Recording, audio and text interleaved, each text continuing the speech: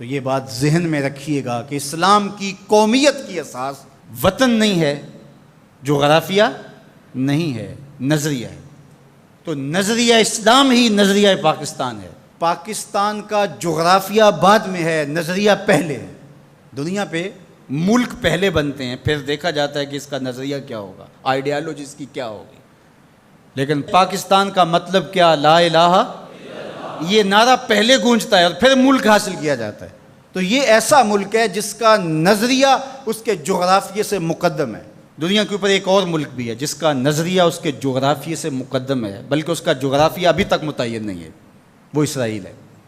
وہ یہودی نظریے پہ قائم ہوا ہے، اس کا نظریہ پہلے تھا اور جغرافیہ اس کا ابھی تک مکمل نہیں ہے، اس کی کوئی سرحدات متعین اور طے شدہ نہیں ہے، ہر سال پھیلتی ہیں۔ چونکہ ان کا نظریہ غالب ہے اور وہ نظریہ یہود کے اوپر اس ملک کو حاصل کرتے ہیں، اس ٹکڑے کو حاصل کرتے ہیں، پھر اس کے بعد اس کا جغرافیہ پھیلنا شروع ہوتا ہے۔ آج بہت شور ہے کہ عربوں نے تسلیم کر لیا اسرائیل کو، اور بعض دانشور ہمیں بھی یہ مشورہ دیتے ہیں کہ پاکستان کو بھی یوں کر لینا چاہیے۔ جب عربوں نے کر لیا، ان کی ہمسائیگی ہے، ان کا مسئلہ ہے، ہم کیوں نہ کریں؟ تو یہ بات ذہن میں رکھیے گا کہ یہ عرب ریاستیں جو بنی ہیں، یہ نظریے کی بنیاد پہ نہیں بنی، یہ لسانی بنیادوں پہ کھڑی ہوئی ہیں۔ جب سلطنت عثمانیہ کو توڑا گیا تو اس وقت یہ بت تراشا گیا اور عربوں کو کہا گیا کہ یہ اجمی ہیں ترک اور تمہارے اوپر حکومت کرتے ہیں اور تم عربی النسل ہو۔ وہ لارنس آف عربیہ 4000 جاسوس لے کر کے بظاہر آثار قدیمہ کی کھدائی کے لیے آیا تھا، لیکن اس کا مقصد تو کچھ اور تھا، اور کس طرح ان کے اندر عصبیت ابھاری، یہ مکر تھا تاکہ مسلمانوں کو ٹکڑیوں میں بانٹ دیا جائے۔ اقبال نے اس کو بت کہا ہے۔ یہ بت کہ تراشیدہ تہذیب نوی ہے، نئی تہذیب کا تراشا ہوا یہ بت ہے۔ یہ بت کہ تراشیدہ تہذیب نوی ہے، غارت گرے کاشانہ دین نبوی ہے۔ بازو تیرا توحید کی قوت سے قوی ہے، اسلام تیرا دیس ہے، تو مصطفی بھی ہے۔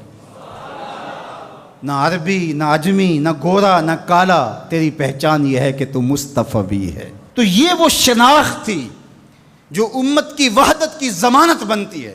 تو آج اگر کسی ایک ملک نے تسلیم کر لیا ہے اور کل دوسرا ملک تسلیم کر لے گا، لیکن میں آپ کو ایک بات بتاؤں اور وہ غور سے سن لو، وہ یہ کہ ساری دنیا بھی اسرائیل کو تسلیم کر لے، پاکستان تسلیم نہیں کرے۔ وہ کیوں؟ اس لیے کہ ہماری اساسی نظریے کی ہے، ہمارا وطن بنا ہی دو قومی نظریے کی بنیاد پر ہے۔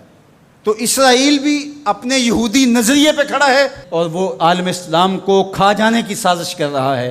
ہم ایسا نہیں ہونے دیں گے انشاءاللہ۔ اور پاکستان بھی اپنے اسلامی نظریے پہ کھڑا ہے۔ یہ الگ بات ہے کہ 73 برس بیت گئے اور منزل انہیں ملی جو شریک سفر نہ تھے، اور باغ دوڑ ہمیشہ ان لوگوں کے ہاتھوں میں رہی جو اس ملک کو نوچتے رہے۔ گدیں، یہ ڈاکو، یہ لٹیرے جنہوں نے ملک کو لوٹا، دونوں ہاتھوں سے ہمارے وسائل نے چھوڑے اور ہماری نظریاتی اساس کے اوپر کلہاڑے چڑھائے۔ اور کبھی انہوں نے کہا کہ یہ ایک لکیر ہے درمیان کے اندر، کبھی کہا وہ بھی آلو کھاتے ہیں، ہم بھی آلو کھاتے ہیں۔ یہ کیا قائد اعظم کو نہیں پتا تھا؟ یہ علامہ اقبال کو نہیں پتا تھا؟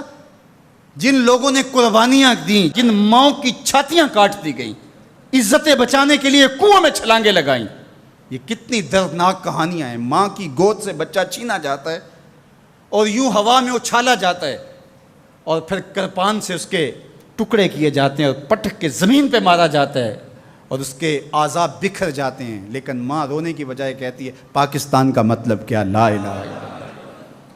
کیا یوم حساب نہیں آنے والا؟ جنہوں نے اس ملک کو نوچا ہے، اس ملک کے نظریات پہ کلہاڑے چلائے ہیں، مختلف جگہوں پہ بیٹھ کر کے اس ملک کو کھوکھلا کرنے کی کوشش کی ہے، وقت آنے والا ہے۔ یہ ملک مٹنے کے لیے بنا ہی نہیں ہے، یہ قیامت تک قائم رہنے کے لیے مارز وجود میں آیا تھا۔